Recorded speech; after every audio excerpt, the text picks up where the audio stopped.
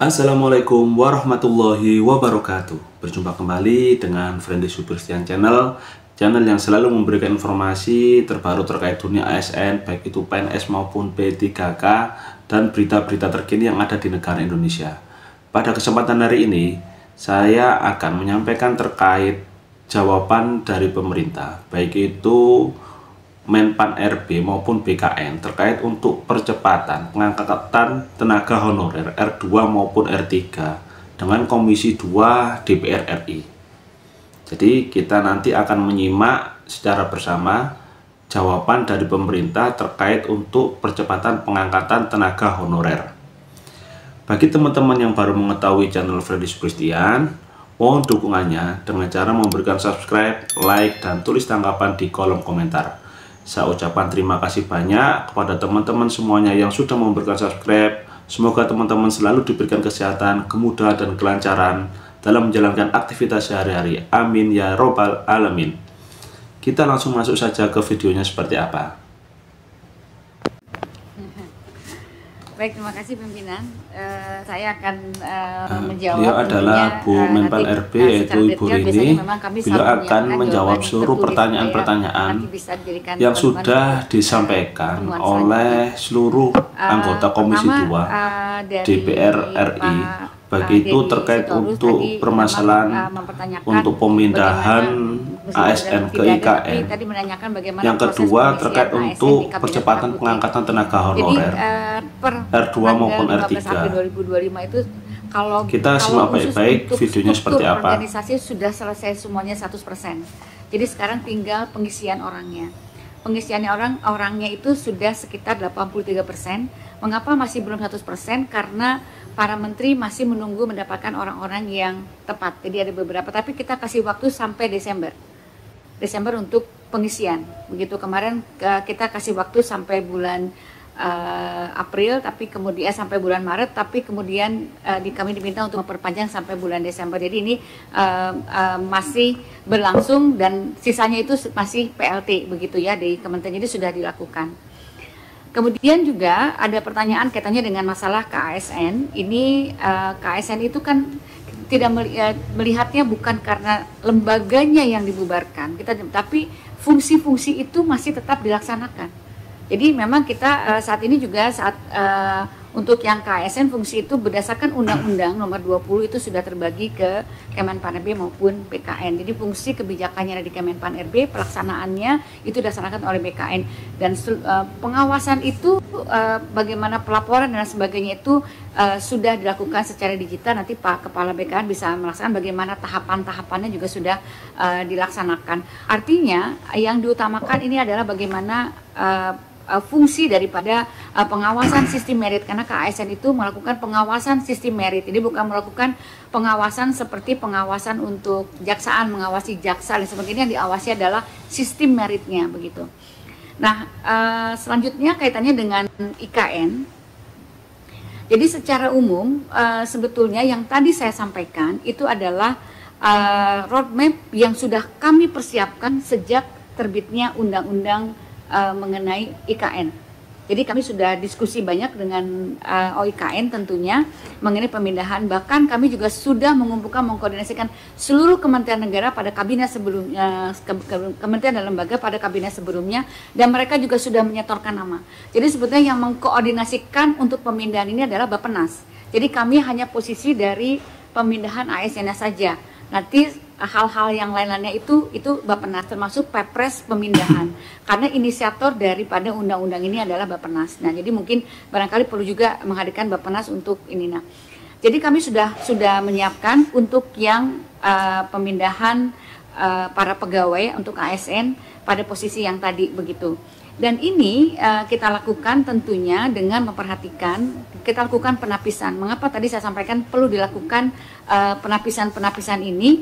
Karena memang kita harus tahu pada saat prioritas pertama itu mana yang perlu dilakukan begitu ya. Jadi sebetulnya kita optimis Pak, bahwa kita itu akan ada lakukan pemindahan. Bahkan nama-nama seperti saya sampaikan sudah disampaikan. Hanya saja ketika kami sudah mau menyampaikan nama-nama itu kan terjadi perubahan kementerian. Ini merubah konfigurasi kepegawaiannya. Jadi yang tadi sampaikan Bapak tadi ada Pak Irawan tadi saya menyampaikan ada kelihatannya hanya kementerian-kementerian atau lembaga saja, ya lembaga-lembaga yang tidak dipindah, yang tidak berubah mestinya sudah bisa pindah. Tapi dalam prioritas kami itu untuk yang prioritas pertama itu kan sekitar 38 kementerian itu hampir 60% itu adalah kementerian yang berubah. Ada yang contohnya misalnya KLHK, kemudian ada PUPR, kemudian juga ada Menko juga semuanya berubah, dan ini konfigurasi kepegawaiannya menjadi berubah. Yang dulu sudah pernah disampaikan ke kami menjadi kita lakukan program, makanya kemarin kami sampaikan kepada KL untuk dilakukan konsolidasi karena banyak mutasi-mutasi nih, mutasi-mutasi setelah kabinet yang baru. Nah, ini tentunya kami sambil menunggu nanti Perpres pemindahan ini, kami pun sudah menyiapkan rancangan peraturan Menpan yang untuk jadi untuk saat ini Menpan sedang menunggu Perpres terkait untuk pemindahan seluruh ASN ke IKN. Ingin menjawab, bentar saya cek lagi. Tentunya seperti saya sampaikan, Perpres mengenai Perpres 51 tahun 2003 tentang peta jalan pemindahan ibu kota tadi memang mengatur mengenai tahapan strategis, jadi tidak hanya mengenai pemindahan pegawai saja. Tadi pimpinan sudah menyampaikan OIKN memang tidak hanya pekerjaannya membangun saja, tapi ada Pemdasu, tentunya kami juga akan menyesuaikan ke arah tersebut. Dan mitigasi resiko yang tadi Bapak Romi maupun Bapak Ibu menyampaikan mengenai mitigasi resiko terhadap efek psikologis, tunjangan dan sebagainya, itu sudah juga ada kajian yang sudah kami siapkan. Nah, itu kira-kira Bapak dan Ibu kaitannya dengan pemindahan IKN. Kemudian juga kami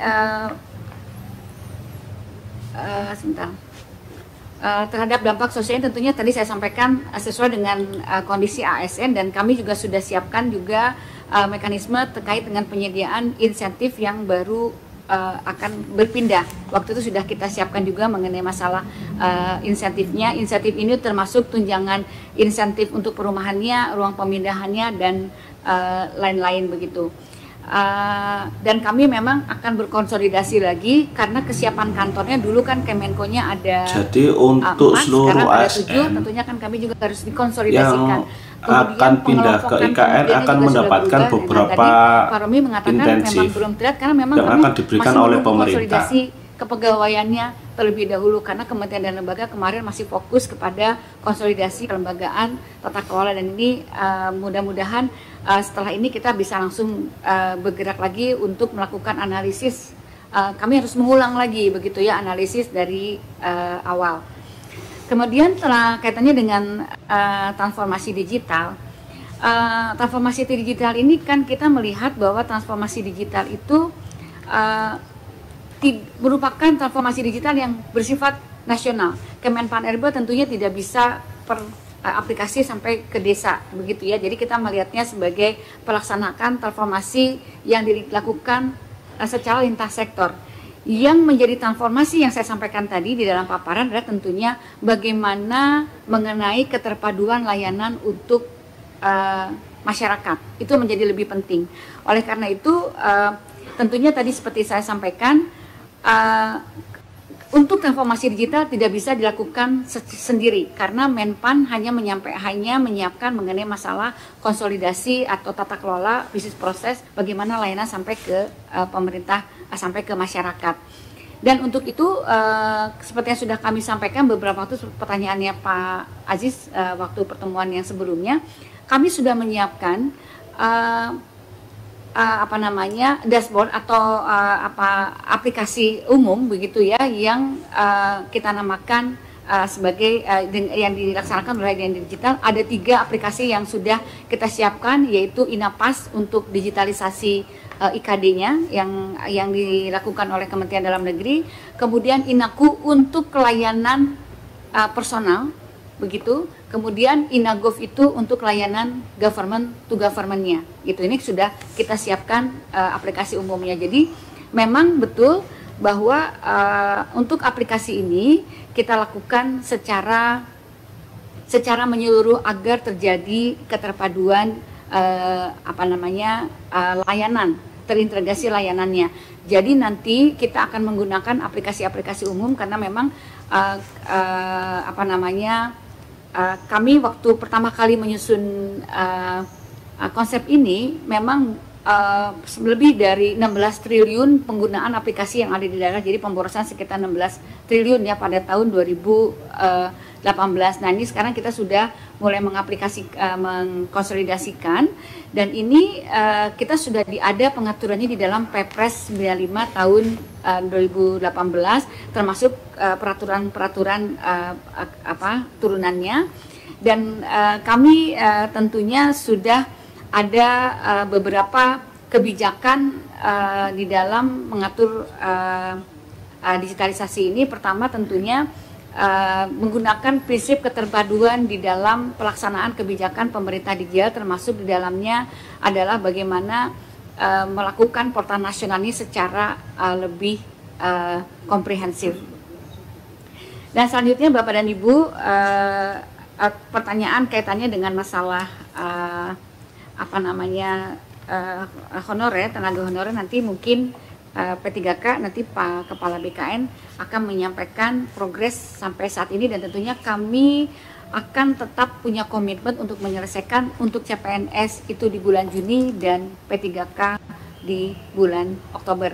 Dan tadi untuk yang tahap 2 hari ini sudah mulai ada tesnya gitu. Jadi tidak pernah kami menyampaikan ada penundaan, Bapak. Tidak pernah kami menyampaikan penundaan, dan tetap kami konsisten karena konsisten dengan apa yang sudah menjadi komitmen pemerintah di dalam penyelesaian tenaga honorer. Jadi mohon izin pimpinan, nanti Kepala BKN secara detail akan menyampaikan bagaimana progres terhadap ASN, dan nanti hal-hal yang belum terjawab secara rinci akan kami siapkan jawaban secara tertulis. Terima kasih.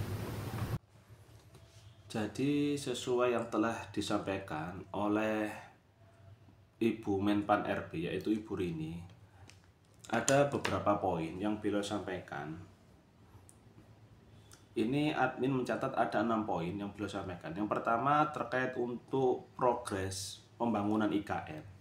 Yang kedua terkait untuk KASN yang lembaganya dibubarkan, tetapi fungsi-fungsi kebijakan pelaksanaan itu masih tetap berjalan, yaitu di Menpan RB. Yang ketiga terkait untuk masalah pemindahan ASN ke IKN, itu progresnya seperti apa, tadi beliau juga sudah menyampaikan pemaparannya. Terus selanjutnya yaitu terkait untuk transformasi digital. Tadi beliau juga sudah menyampaikan bahwa ada aplikasi dashboard, yaitu untuk satu aplikasi bisa digunakan untuk beberapa macam pelayanan aplikasi digital. Yang selanjutnya yaitu adalah terkait untuk tenaga honorer, pengangkatan percepatan tenaga honorer, dan progres untuk seleksi P3K di tahap 2.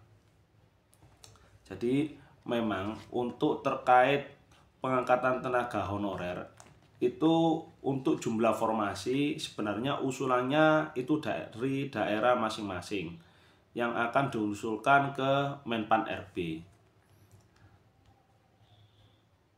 Sehingga dari Menpan RB akan membuka sejumlah formasi yang telah diusulkan dan dibutuhkan oleh masing-masing daerah.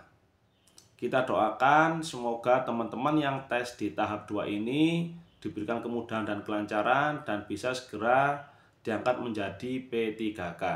Dan kita doakan semoga teman-teman khususnya tenaga honorer R2 dan R3 bisa diangkat menjadi P3K penuh waktu.